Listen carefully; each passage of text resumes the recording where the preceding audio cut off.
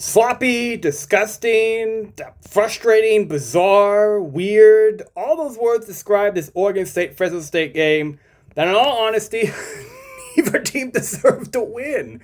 I don't know why it is. Whenever Fresno State and Oregon State play, it's always these kind of games. I've watched them play 3 times, and they always go down to the wire, or they always have something like weird happen in them. You know, last time, oh boy. Last time, Oregon State barely won on the walk-off touchdown after they were going to go for a field goal, and then Tedford called the timeout, and then Jonathan Smith said, fuck it, I'm going to go for it at Bulldog Stadium. This time, oh man, boy, this is not a good Oregon State football team at all. And if the Bulldogs had lost this one, we'd be beyond enraged. But, you know, Oregon State gifted us this game. There's 6... special teams screw-ups. I mean, I think they had, bad snaps on punts, on fumbles. They couldn't do anything right on it.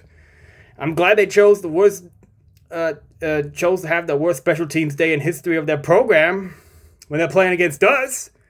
You know, I'll take a 2-1 win. I'm not going to apologize about that, especially since now, more likely, after we play Southern next week, we'll be 3-1. And that's something every Bulldog fan would have taken at the start of the year, you know? And this is also a preview of what the Pac-12 will offer next year. Pac-12 at the dog and all the weird things that happen.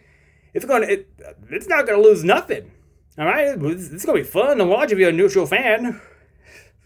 Now, if you're a Bulldog fan, you know, what do you say here? I mean, when you look at the box score, I'll go over that in a couple days. If you look at everything, Oregon State should have won. They had more yards. They had more time possession.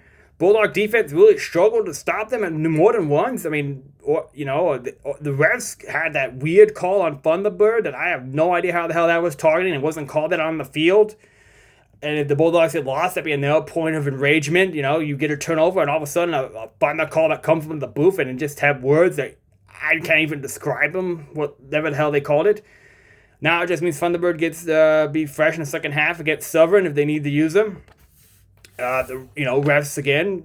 But again, if you're Oregon State, you say, hey, they deemed us for everything. How many false starts did we have? How many this or that? So I guess you could say they neutralized it. And again, this is a really weird game. But one thing that is not in dispute is that this is a Fresno State team that still needs a lot of work, regardless of how they finished their out-of-conference record. All right? It's obvious this coaching staff doesn't really trust Warner. All right? I think he threw less than 10 passes in the second half, and he still has not thrown a touchdown with 6 interceptions. He ran for one the other day, so he's got that on his record. But it's very limiting to an offense when you have a quarterback like Warner, who you don't trust, and the other team knows is going to stack the box and dare you to throw. We were able to run effectively against Oregon State today, but you can't count on it every week. So I'd like to see, next week get Southern, assuming the score is what it should be.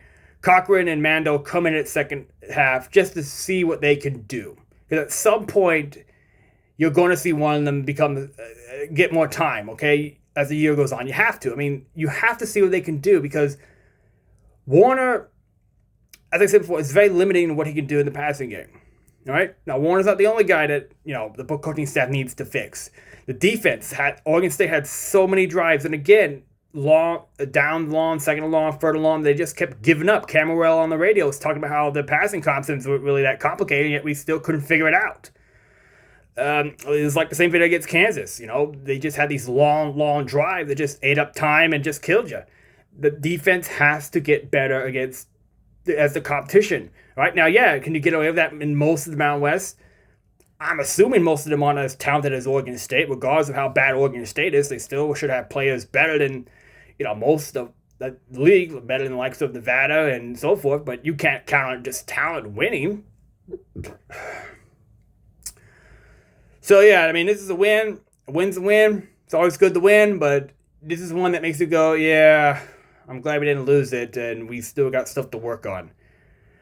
I do think this coaching staff needed to see how this team would respond in a tight game because it really wasn't tight against Kansas or Georgia Southern, especially in the second half. Now this team has shown that they do have some resiliency against another team in a tight game. So we'll see how this works really not next week. There shouldn't be an issue next week, but when they go to Hawaii, when all the preseason is done, and we'll show how they look. I think if this game was in Fresno, they would beat Hawaii, but you never know what happens on the Rock, but we'll get there when we get there. For now, the Bulldogs are 2-1, and that's not the worst place to be, so we'll see how they do later next week.